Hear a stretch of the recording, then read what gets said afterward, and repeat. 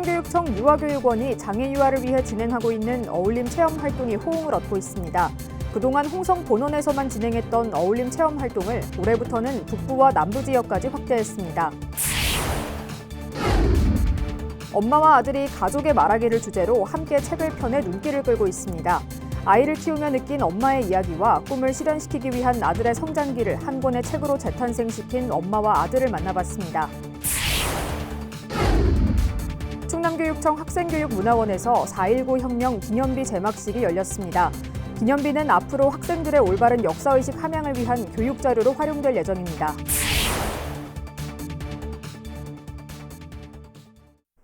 시청자 여러분 안녕하십니까? BTV 뉴스입니다.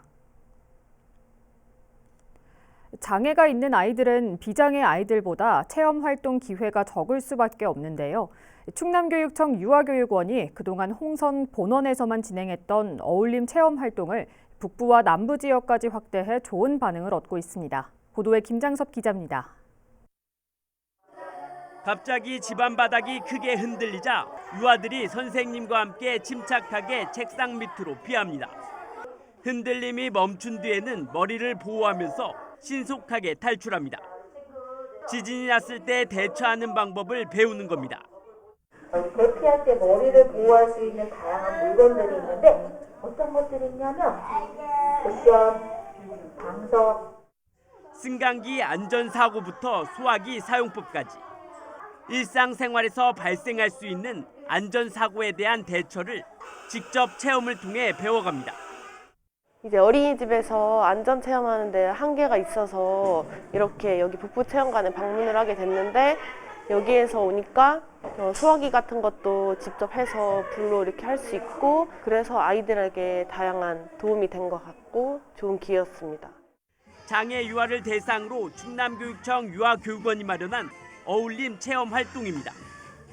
안전교육을 비롯해 다양한 해양 생물을 보고 느낄 수 있는 생태 체험 등을 통해 유아들이 서로 존중하고 배려하는 마음을 기를 수 있도록 도와주게 됩니다.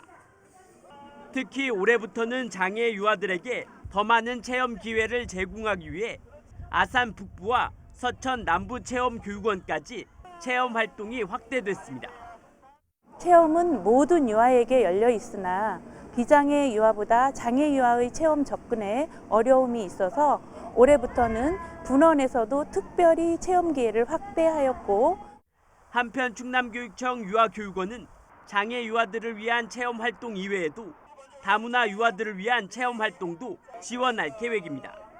BTV 뉴스 김장섭입니다. 책이나 논문을 보면 종종 공저라는 말이 등장하죠. 둘 이상의 사람이 함께 지었다는 뜻인데요. 엄마와 아들이 가족의 말하기를 주제로 함께 책을 펴내 눈길을 끌고 있습니다. 송용환 기자가 소개합니다. 지난달 출간된 가족의 말하기라는 책입니다. 책 표지에 이은아, 심선미이라는 이름이 적혀 있습니다. 천안에서 전통공예 작가와 청소년 진로 교육을 병행하고 있는 50대 엄마, 그리고 순천에서 문예 창작을 공부하고 있는 20대 아들이 함께 지었습니다. 먼저 책을 쓰기 시작한 건 엄마였습니다. 3, 4년 전 평소 알고 지내던 교수의 제안으로 홀로 출간을 준비했던 이은아 씨. 그런 이 씨에게 교열과 컴퓨터 작업 등 출간을 도와주던 아들 선민 씨가 함께 책을 써보자고 제안한 겁니다. 책이라든지 글이라든지 그걸 쓰는 것처럼 하는 작업 자체가 쉽지가 않은 작업이니까 한번 도와드려 보자라고 이제 생각을 해서 이제 원고를 처음 읽어보고 그걸 도와드리는 걸로 이제 시작을 했는데 1년 정도 쓰고 나서 아이한테 이제 컨펌이랄까요? 이렇게 썼다라고 했는데 우리 아이가 이런 부분 이렇게 같이 썼으면 좋겠다. 또 이렇게 해서 같이. 평소에도 대화가 많았던 모자지간. 책을 내면서 다툴 때도 많았지만 그만큼 둘 사이는 더 끈끈해졌습니다. 우리 아이가 이런 생각을 하고 있구나. 또 이제 제가 이 책을 우리 아버지 엄마한테 드렸을 때 되게 많이 우셨어요. 아, 내 딸이 이런 생각을 했구나.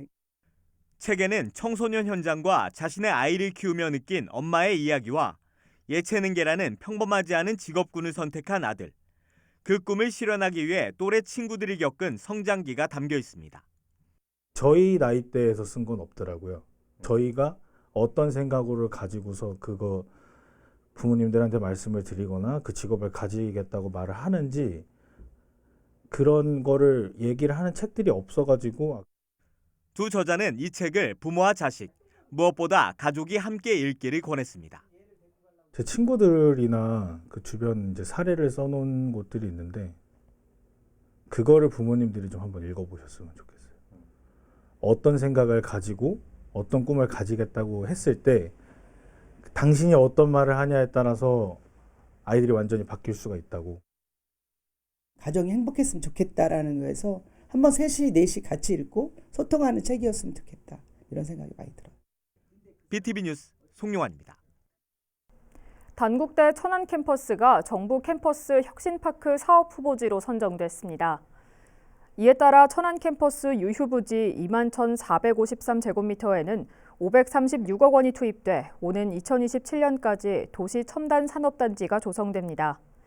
혁신파크의 중심 역할을 수행할 산학연 혁신허브관은 스타트업 기업과 창업 후 성장기업, 기업부설 연구소 등이 입주할 예정입니다. 이를 통해 연매출 2천억 원과 1,000명 이상의 고용 창출이 기대됩니다.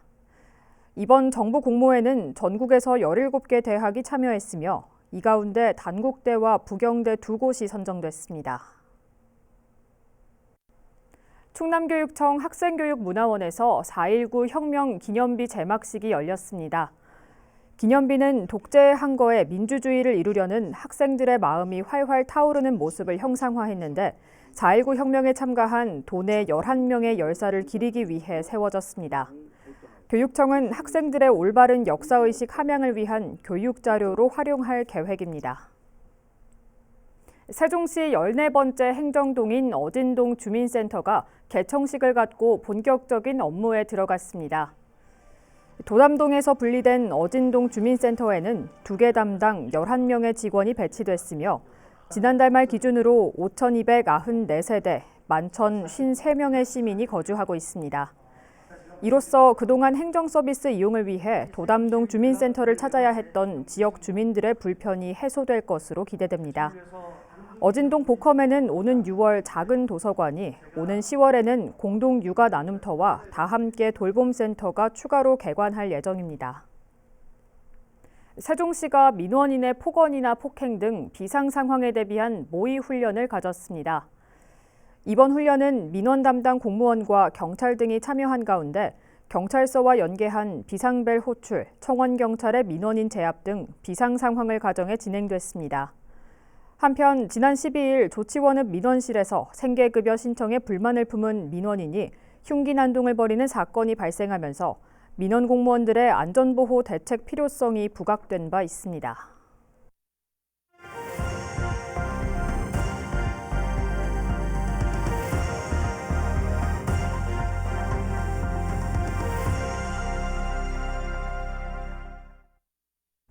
저출산 고령화에 따른 지방소멸의 문제점과 대안을 찾는 케이블 TV 공동기획보도 세 번째 시간입니다. 오늘은 학령인구 감소로 위기를 맞고 있는 대학들의 실태를 점검합니다. 학령인구가 줄어들면서 지방대학들이 신입생 충원에 비상이 걸렸습니다. 20년 뒤 대학 절반 이상이 없어질 것이라는 예상까지 나오고 있는 가운데 지방대학이 지역과 공생할 수 있는 방안은 없는지 살펴봅니다. 첫 번째로 SK브로드밴드 천혜열 기자가 현재 대학의 실태를 전해드립니다. 지난 2018년 문을 닫은 대구 외국어대학교. 정부 재정지원 제한대학과 대학 구조개혁 평가제도가 시행된 2010년 이후 한 해를 빼고 모두 최하위 등급을 받았습니다. 2015년 대학 알림이 지표마저 급락했습니다. 학생 충원율은 69%에 그쳤고 자퇴율은 14.8%까지 치솟으며 폐교 수순을 밟았습니다. 학생은 없고 싹 다 가부대야. 그래서 저것도 문 닫는다 카드만에 안 닫고 저러가 댕기고 외국 사람들 많이 와가 하고 저거는 나도 보고 하면 몇 년 됐어요. 경북 고령군에 있는 가야대학교 고령 캠퍼스는 10년째 텅 비어 있습니다. 한때 학생 수가 3,500명에 이를 정도로 북적였지만 본교가 이전하면서 캠퍼스 주변도 함께 몰락했습니다. 2000년 이후 대구권역에서만 아시아대학교와 경북외국어대학, 대구 미래대학과 대구 외국어대학이 차례로 문을 닫았습니다. 이 권역을 전국으로 넓혀보면 총 20개 가까운 대학이 역사 속으로 사라졌습니다. 서울 경기권은 한 곳뿐이고 나머지는 모두 지방대학들입니다. 지난해 발표된 인구 변동과 미래 전망 지방대학 분야 보고서를 보면 오는 2042년에서 2046년 사이 국내에서 살아남는 대학 수는 190개라는 예상치가 나왔습니다. 현재 국내에 있는 대학은 385곳인데 앞으로 20년 만에 절반 가까이가 없어진다는 분석입니다. 보고서는 서울을 제외한 지역 331개 대학 가운데 44%인 146개 대학만 경쟁에서 살아남을 것이라고 내다봤습니다.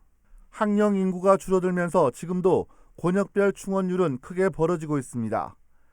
2021학년도 권역별 정원 내 신입생 충원율을 보면 수도권이 95.7%로 가장 높게 나타납니다. 대구, 경북, 강원권과 부산, 울산, 경남권이 90%를 웃돌았지만 나머지 호남, 제주권과 충청권은 80%를 겨우 턱걸이한 수준입니다. 학생 수 감소에 따른 우려는 지방에 있는 소규모 사립대학일수록 더 무겁게 느껴집니다. 일부 학교는 지금도 모집 정원의 절반을 채우지 못할 정도입니다. 주중에는 한 개 학과만 있습니다. 한 개 학과에. 주말에 이제 2개 학과 정도 있고요. 그래서 애들이 이제 학교 규모가 작다 보니까 충원율의 하락세는 앞으로 더욱 심해질 것이라는 전망에 무게가 실립니다. 상황이 이렇다 보니 신입생을 유치하기 위해 교수들이 직접 나서기도 합니다. 주로 시간이 날 때 조금 더 작은 중소 군 단위로 찾아가서 직접 치성관계에 있는 이런 지인들을 찾아가서 학생 유치에 굉장히 신경을 많이 쓰고 있죠.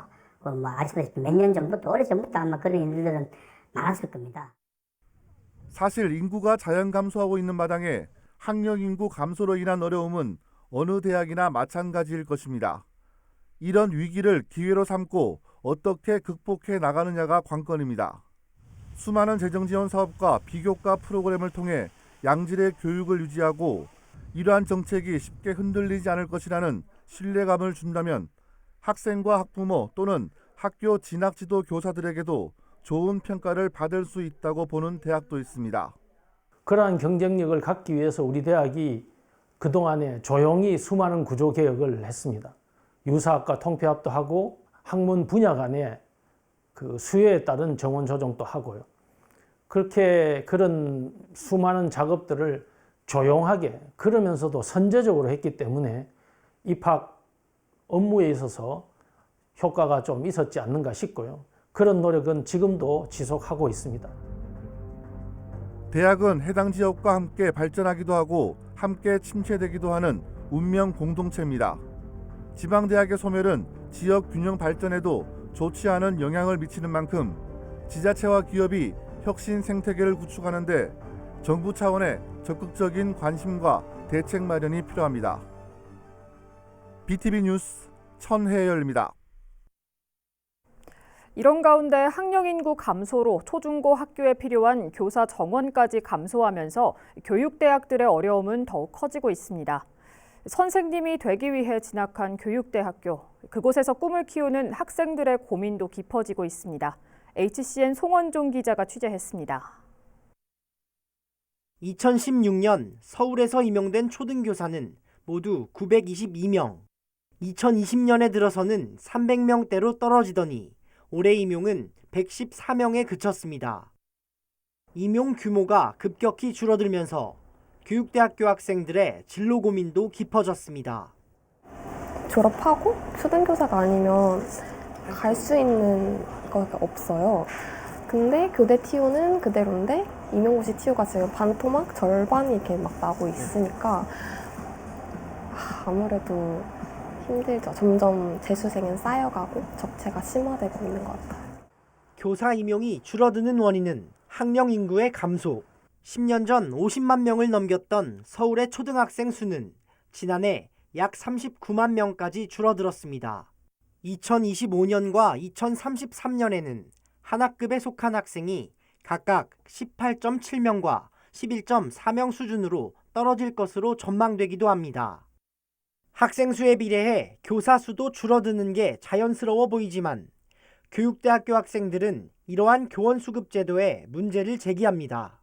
40분으로 수업 시간이 제한되어 있기 때문에 그 짧은 시간 동안에 아이들 한 명 한 명한테 쏟을 수 있는 시간 자체가 달라지기 때문에 실제로 학생들이 중심될 수 있는 그런 교실 환경을 정부가 만들어줘야 된다고 생각합니다. 오히려 AI와 디지털 시대, 맞춤형 공교육의 패러다임 전환을 이뤄내야 한다는 시각도 존재합니다. 좀 덜 줄이겠다는 거지 교원 숫자를 줄여나가겠다는 교육부의 방침에는 변함이 없어요. 오히려 지금 우리 교육이 한 걸음 더 발전할 수 있는 기회다. 교과 교사 외에 비교과 교사들까지도 AI 디지털 교사를 포함해서 더 충원해야 된다. 이런 입장을 가지고 있습니다. 2027년까지의 교육부 중장기 교원 수급 계획은 이달 안으로 발표될 예정. 그러나 교대생들이 우려하는 임용절벽을 해소할 해결책이 되기는 어려운 게 현실입니다.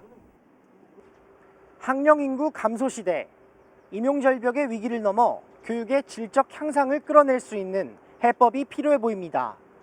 HCN 뉴스 송원종입니다. 대학을 가려는 학령 인구가 줄어들면서 학생들의 수도권 대학 선호도는 더욱 커지고 있습니다. 이는 곧 지방대학에 더욱 큰 어려움으로 다가오게 되는데요. 학생들은 왜 자라온 터전을 떠나면서까지 인서울을 꿈꾸는 걸까요? 딜라이브 TV 이주협 기자가 학생들의 이야기를 들어봤습니다. 우리 사회가 맞닥뜨린 최대 위기, 저출산으로 나날이 줄어드는 학령 인구. 발등에 불이 떨어진 대학들은 정원을 채우기 위한 노력을 쏟고 있는데 최근 들어 지방보단 서울로 가야 한다는 풍조가 더욱 강해지면서 지방대학의 위기는 엎친 데 덮친 격입니다. 서울에서도 이제 뭐 전공이라던가 인기 학과나 비인기 학과에 따라서 아마 명암이 갈릴 가능성들이 있지만 대체로 이제 젊은 층이 서울과 수도권을 선호하는 상황이기 때문에 지방 대학들의 위기감이 더 클 것으로 예상이 된다. 오래전부터 인서울은 많은 학생들에게 꿈이었는데요. 그들은 왜 자라온 터전을 떠나면서까지 서울로 진학을 꿈꾸는 걸까요? 학생들에게 직접 들어봤습니다. 대다수의 학생들은 인서울의 이유로 취업을 꼽았습니다. 갈수록 어려워지는 취업 시장에서 좋은 직장에 들어가기 위해 서울로 눈을 돌린다는 겁니다.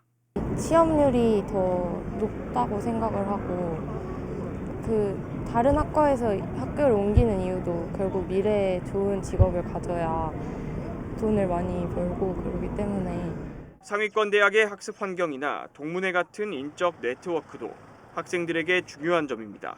단순히 요즘에는 사실 실력 위주가 좀 강하잖아요. 아무래도 조금 상위권 대학에서 좀 주변에서 같이 학우들하고 그런 시너지 같이 학습을 하면서 좀 스터디라던가 아니면 주변에 활동하는 학회라던가 때문에 학령 인구가 줄고 있는 요즘 추세가 학생들의 입장에선 오히려 좋은 기회라는 시선입니다. 보통 저 입시를 준비하는 학생들 수능 보는 인원만 해도 되게 많이 줄고 있어서 더 어떻게 보면은 인서울 가기 쉽다고 느낄 수도 있고 그러다 보니까 주변에서 당연히 여겨지는 게 이 정도는 가야 한다라는 기준이 더 높아질 수 없다고 생각을 해요. 앞으로 인구 절벽의 위기가 더욱 가팔라질 것으로 예견되는 가운데 서울과 지역 대학의 양극화를 해소하기 위해선 학생들의 고민과 요구를 반영한 대책 마련이 필요해 보입니다. 딜라이브 뉴스 이주협입니다. 위기에 닥친 대학들은 조금이라도 학생들을 끌어모으기 위해 지역의 기업이나 지자체들과 손을 맞잡고 있습니다. 충남 서산에서 지역사회가 직접 청년 인재를 육성해 정착을 유도하는 시도가 이뤄져 눈길을 끌고 있습니다. LG 헬로비전 한범호 기자가 살펴봤습니다. 강의실을 가득 메운 대학 새내기들, 설렘 반 긴장 반 수업에 집중합니다. 신성대가 올해 신설한 화학공학과입니다. 신입생 40명을 뽑았는데 정원의 인원까지 총 56명이 등록했습니다. 경쟁률은 5대1 이상, 인기 비결은 역시 취업입니다. 가까운 대산 석유화학단지에서 안정적으로 일할 기회를 얻을 수 있기 때문입니다. 굳이 지역을 떠나지 않아도 된다는 장점에 서산과 당진 등 충남 출신 학생들이 대거 몰렸습니다. 대산 지역이 되게 큰 석유화학공단인데 거기서 이제 여기 서산 지역이나 당진 지역 이런 근처의 지역에서 이제 솔직히 꿈의 이제 직장을 이렇게 집 근처에 다닐 수 있다는 그런 큰 장점이 있는 것 같습니다. 실제 취업에는 얼마나 유리할까? 성적 상위 50% 이내 졸업생이 대산 석유화학단지 대기업 7곳에 지원할 경우 취업 우대 혜택이 주어집니다. 또 현장 출신 전문가로 꾸려진 강사진이 실무 위주의 교육과정을 운영합니다. 현장에서 30년 이상 된 그런 전문가들이 우리 대학의 교육에 참여함으로써 우리 학생들이 현장에서 바로 응용할 수 있고 또 다른 대학들과 차별화되고 경쟁력 있는 그런 직원으로서 근무할 수 있다고 이렇게 생각합니다. 대학과 기업이 손을 잡고 지역 맞춤형 인재 양성에 나선 건데 기대 효과는 분명합니다. 지방대는 학생 부족 위기를 극복해 자생력을 키우고 기업은 지역에서 안정적으로 일할 인력을 확보하겠다는 겁니다. 지역 청년 유출도 막을 수 있는 만큼 서산시는 예산을 확보해 실습 장비 구입 등 학과 운영비를 지원할 계획입니다. 유능한 인재가 밖으로 유출되지 않고 우리 서산시 내에서 취업의 기회를 이제 제공하게 되고 또 오히려 외부에서 유입시킬 수 있는 기회가 되지 않을까 생각을 합니다. 지역사회가 인재를 길러 정착을 유도하는 새로운 시도가 가속화하는 지역 소멸의 속도를 얼마나 늦출 수 있을지 주목됩니다. 헬로티비 뉴스 한보호입니다. 충남 아산FC가 지난 18일 청주 종합운동장에서 열린 충북 청주FC와의 원정 경기에서 4대0 완승을 거뒀습니다. 아산은 볼 점유율에서 청주에 44대 56으로 밀렸지만 골 결정력이 높아 승리를 챙겼습니다. 지난 서울 이랜드전에 이어 2연승을 올린 아산은 3승 2무 3패 승점 11점으로 리그 7위에 올랐습니다. 전 세계 사이버 보안 인재들의 축제장이 될 세종국제 대학생 사이버 보안 경진대회가 다음 달 11일부터 이틀 동안 정부 세종 컨벤션 센터에서 열립니다.